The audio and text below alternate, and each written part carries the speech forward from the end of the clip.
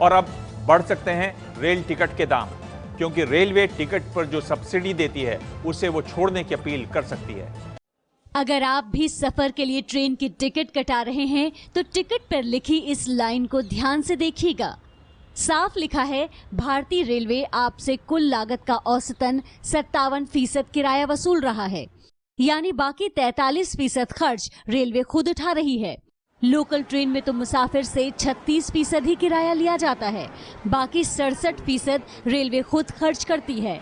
आंकड़ों से समझ नहीं आया तो ऐसे समझिए, रेलवे बेस फेयर के अलावा सर्विस टैक्स और खाने पीने के लिए केटरिंग चार्ज वसूलती है, जो सीधे टिकट में जुड़ता है। तो ये गणित बेस फेयर का है।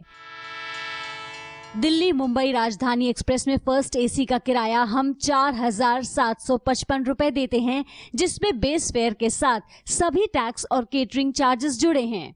इसी टिकट पर रेलवे का खर्च आता है 7,175 रुपए और रेलवे 3,085 रुपए सब्सिडी दे रही है। थर्ड एसी का किराया हम देते हैं 1,628 रुपए, जबकि रेलवे का खर्च होता है 2,856 रुपए। दिल्ली पटना संपूर्ण क्रांति में हिसाब देखें तो थर्ड एसी का किराया देते हैं 1,300 रुपए, रेलवे का खर्च होता है 2,033 रुपए। स्लीपर का किराया 490 रुपए है, लेकिन रेलवे का खर्च 771 रुपए। ये पिछले एक सप्ताह से शुरू भी हो गया है, जिसमें 57% की रिकवरी जो हम करते हैं उसके बारे में मेंशन किया गया है। जो सबअर्बन टिकट है उसके ऊपर भी मेंशन किया गया है, जिसमें हमारी रिकवरी सिर्फ 36% होती है। सब्सिडी की बात नहीं होती, इसमें हम कहते हैं कि आप सिर्फ 57% पे करते हैं। फिलहाल रेलवे ऐसी किसी योजना को शुरू करने से इनकार कर रही है, लेकिन मकसद साफ है कि मुसाफिर रेलवे की माली हालत के बारे में जान ले। इसीलिए टिकटों पर प्रिंट करके खर्च और लागत बताया जा रहा है।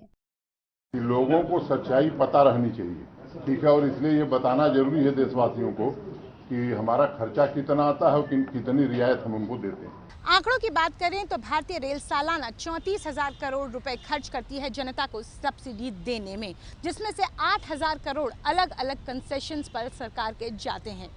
सूत्रों की माने तो जिस दिशा में एलपीजी की सब्सिडी को ले जाया गया, उसी दिशा में भारतीय रेल जो टिकटों पर सब्सिडी दे रही है वो भी बढ़ रहा है।